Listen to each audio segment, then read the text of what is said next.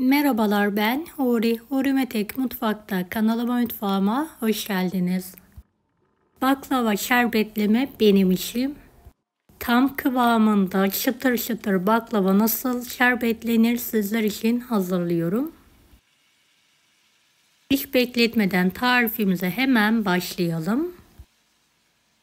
Buzluktan çıkardığım baklavamın buzunu çözdürdüm ve üzerindeki poşeti çıkartarak alıyorum. Fırınımı 175 dereceye getirdim ve ısınması için bekliyorum. Şerbetimiz için 4 su bardağı şekeri uygun bir kaba alıyorum.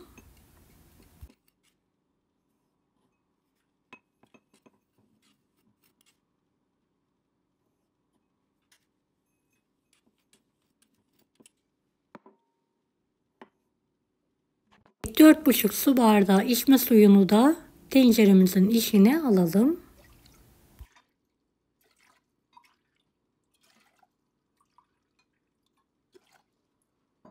Isınmış fırının alt rafına baklavamızı alalım. Üzerine bir tepsi kapatalım.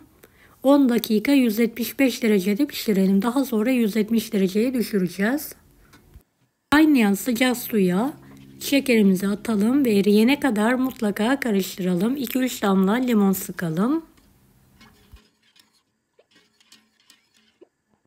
Evet, kaynamaya başlayınca dakika tutalım. 30-35 dakika kıvamlı bir şerbet hazırlayalım. 1 saat sonra tepsiyi üzerinden alalım. Dereceyi de 160 dereceye düşürelim. Evet, kıvam kontrolü yapıyorum. Artık şerbetim hazır. Tatlımda 1 saat 40 dakika sonra pişti. Hemen fırından çıkartıyorum. Kısık ocağın üzerine alıyorum.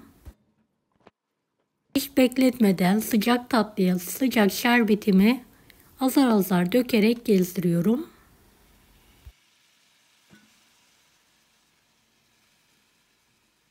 Evet, şerbetin çoğunu ocak üzerinde verelim.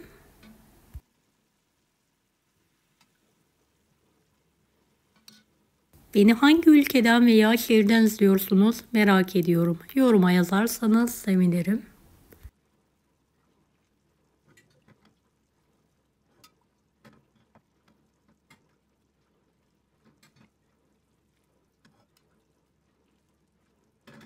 Üzerine 1-2 dakika bekletelim ve kenara kaldıralım. Evet, kalan şerbeti de ocak üzerinden aldıktan sonra hepsini verelim.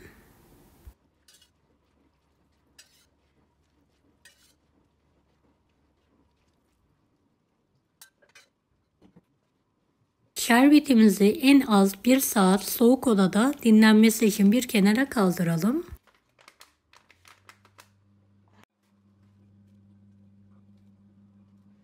Evet, 1 saat sonra baklavamızın üzerine Antep fıstığını serpelim. Dilerseniz bu şekilde de bırakabilirsiniz.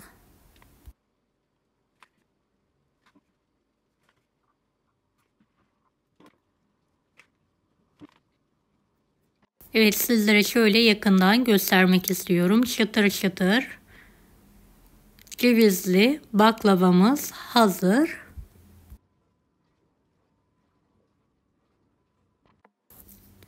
Deneyecek olan herkese şimdiden kolaylıklar dilerim. Kanalıma ücretsiz abone olmayı unutmayın. Bir dahaki videolarda görüşmek üzere. Allah'a emanet olun. Hoşça kalın.